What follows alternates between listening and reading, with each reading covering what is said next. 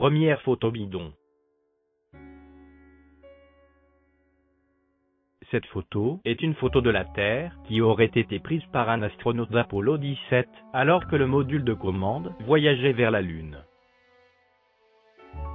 Dessus nous pouvons clairement voir l'Afrique, que j'ai éclairée, et aussi l'île de Madagascar et l'Arabie Saoudite. Nous voyons aussi l'Antarctique dans le sud. Selon la NASA, le module de commande a voyagé dans le plan de l'orbite lunaire. L'orbite lunaire est proche de l'orbite solaire, et fait avec celui-ci un angle de 5 degrés en direction du plan équatorial de la Terre. L'axe de rotation de la Terre est penché relativement à l'orbite solaire, et fait avec son axe vertical un angle de 23 degrés.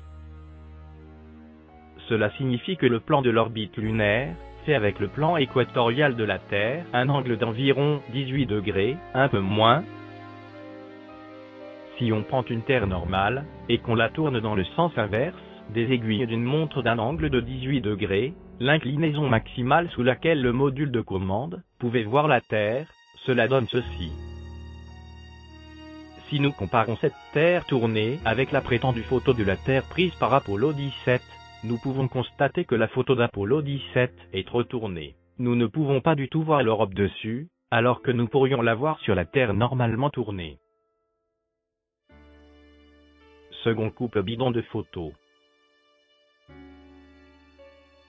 Cette vue stéréoscopique montre de photos, prises depuis le module de commande d'Apollo 13, AS 13 68 597 sur la gauche, et AS 13 68 599 sur la droite.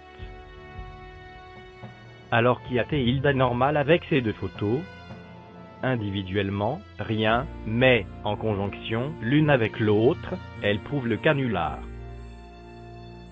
Au cours du temps, la direction de l'axe de rotation de la Terre change, mais cela prend des mois pour qu'il change. Sur une courte durée, il ne change pas. Vous pouvez pourtant constater que la direction de l'ombre de la Terre relativement à la direction de la partie éclairée change. Ici, l'intervalle entre les deux photos est relativement court, et l'ombre ne peut pas tourner relativement à la Terre. Si elle tourne, eh bien cela prouve que ces photos ne peuvent pas avoir été prises lors du voyage d'Apollo 13 vers la Lune. C'est un indice évident donné par les ingénieurs de la NASA pour nous faire comprendre qu'Apollo 13 n'est jamais allé vers la Lune. Troisième couple bidon de photos. À la fin de la mission Apollo 15, un astronaute prend des photos de la Lune alors que le module de commande s'en éloigne. Sur cette photo, AS 1588 12013, nous pouvons complètement voir la Lune. Sur cette photo, nous pouvons voir une partie qui a été cerclée, qui montre un relief très reconnaissable. Sur les photos précédentes, le module de commande est plus proche de la Lune, et nous voyons donc la Lune seulement partiellement. En particulier, sur cette photo, AS 1588 12012, nous voyons une grande partie de la Lune, mais pas aussi complètement que sur la photo AS 1588 12013. Quelque chose est frappant lorsqu'on voit cette photo, la courbure de la Lune sur cette photo est trop exagérée pour une photo qui montre seulement une partie de la Lune, et pas dans son entièreté.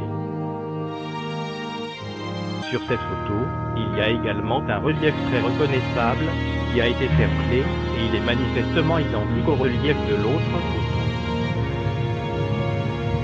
L'idée est donc de superposer aussi bien que possible les deux reliefs très reconnaissables, et normalement la courbure de la Lune sur les deux photos devrait aussi coller. Mais, lorsqu'on superpose les deux reliefs reconnaissables des deux photos, nous ne voyons pas la même courbure de la Lune, mais de courbures différentes. Ceci est un indice pour montrer qu'aucune de ces deux photos n'a été prise par les astronautes d'Apollo 15 près de la Lune.